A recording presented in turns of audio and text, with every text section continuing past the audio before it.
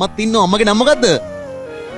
අම්මට කතා කරන්න බෑ. ලස්සන හිනාවකින් මුණ සරසාගෙන පාරේ ගිය මේ දියණිය දිහා බලලා ලන්ච් ටයිම් ටීවී නිවේදක මහත්මයා හරිම සුහදව ඇහුවේ නම මොකක්ද කියලා. ඉතින් මේ වෙලාවේදී ඇය උත්තර දෙනවා. උත්තර දුන්නාට පස්සේ මේ ලස්සන දුවගේ අම්මාගේ නම කියමුකෝ බලන්න කියලා කියනවා. ඒ ආදරණීය ප්‍රශ්නයට ඇය දුන්න උත්තරය ඇත්තටම මේ වැඩසටහන නරඹපු ලක්ෂ සංඛ්‍යාත ප්‍රේක්ෂකයන්ගේ ඇස්වලට කඳුළු උලන්නට ඇති. ඒ මොකද කියනවා නම් ඇය කිව්වේ තමන්ගේ මවට වගේම පියාටත් කතා කරන්න හෝ කන් ඇහෙන්නේ නැහැ කියලා. තමන් නොදැනුවත්වම ඇසූ ප්‍රශ්නය ගැන නිවේදක මහත්මයා එසැනින් ඔවුන්ගෙන් සමාව ඉල්ලා සිටියේ අතිශය සංවේදී වෙමින්.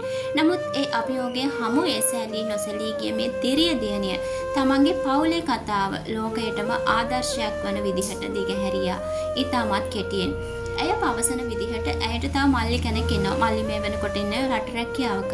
කතා කරන්න ඇහෙන්න බැරි මේ අම්මයි තාත්තයි තමන්ගේ දරුවන් දෙන්නව මේ තත්වයට ගෑනු දුක කැපවීම වචන වලින් විස්තර කරන්න බැරි තරම්. අද වෙනකොට මේ දුක් ගැහැට වලට ප්‍රතිඋපකාර කරන්න මේ දරුවන් දෙන්න එකතු වෙලා ඉන්නවා. මල්ලි රටේ ඉඳන් සල්ලි එවත් මේ දියණිය වෛද්‍යවරයෙක් ළඟ සේවය කරමින් තමන්ට ලැබෙන මුදලින් අම්මවයි තාත්තවයි ආදරෙන් බලා ගන්නවා. අපි දෙන්න කොහොම හරි අපේ අම්මවයි තාත්තවයි බලා ගන්නවා කියලා ඇය කියන්නේ මුළු ලෝකයටම ආදර්ශයක් දෙමින්. මව්පියන් උපතින්ම ආබාධිත වුවත් දරුවන්ට ආදරය දෙන්න ඔවුන්ට කිසිවක් බාධා වුණේ නැහැ.